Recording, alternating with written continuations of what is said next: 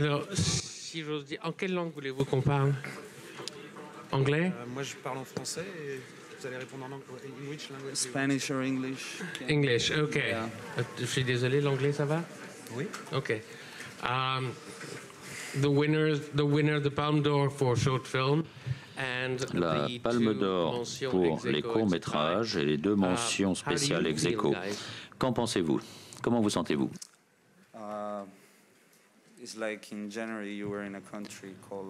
C'est comme si on est dans un pays, la Colombie, en Amérique latine. On filme une histoire sur une petite fille et quelques mois plus tard, 4-5 mois plus tard, on est ici, dans la ville du cinéma. C'est irréel.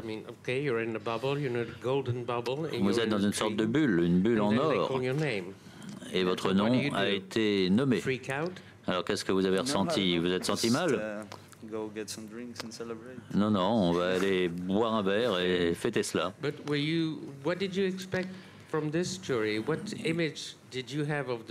Quelle image aviez-vous du jury avant qu'il voit vos films?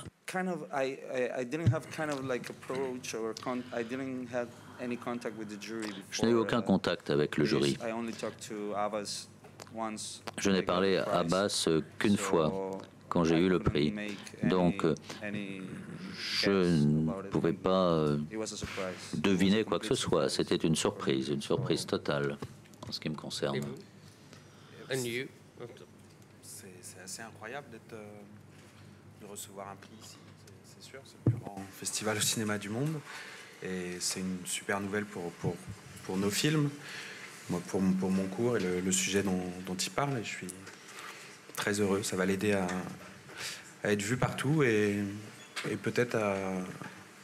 Mon film, moi, parle des examens médicaux qui sont pratiqués sur les sans-papiers en France pour savoir s'ils sont majeurs ou mineurs.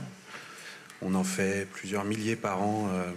Voilà, ce sont des examens qui ont une marge d'erreur de 18 mois et pourtant on les fait.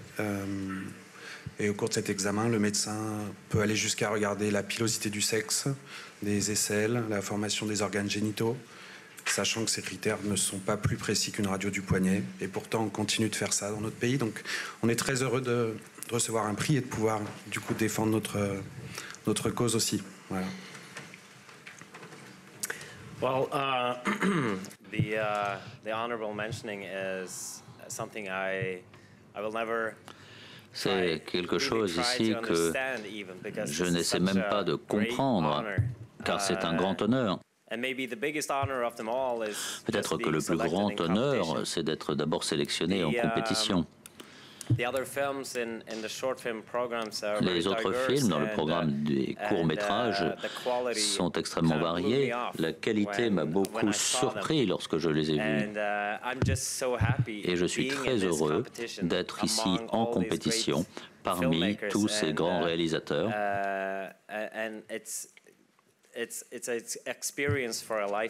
C'est l'expérience de notre vie. Si je peux ajouter un point, le président du jury de cette année avait également débuté au milieu des années 80 par des courts-métrages à Cannes. Donc voilà ce que je voulais vous dire. Question de New York.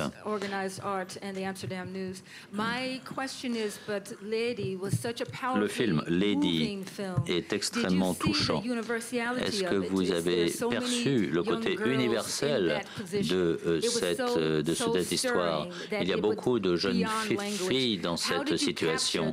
Ça dépasse l'imagination. Comment avez-vous pu capturer, saisir le désespoir d'une jeune fille aussi jeune? Lorsqu'on est dans un pays comme la Colombie, tous les jours, beaucoup de choses se passent.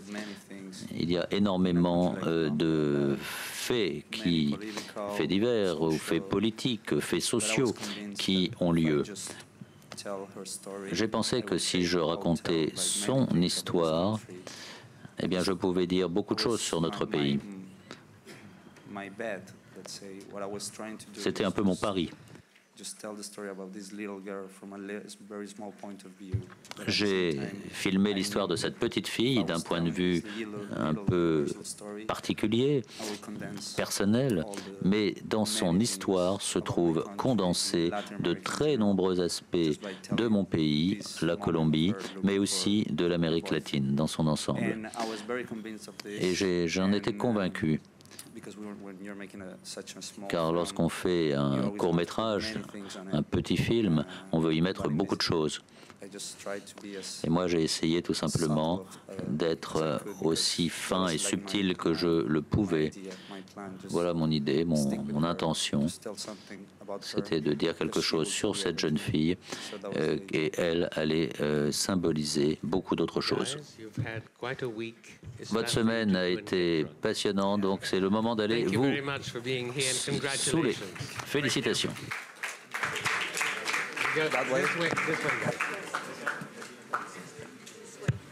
Congratulations, félicitations. Merci. Thank you very much. Thank you very much. Congratulations. Thank you so much.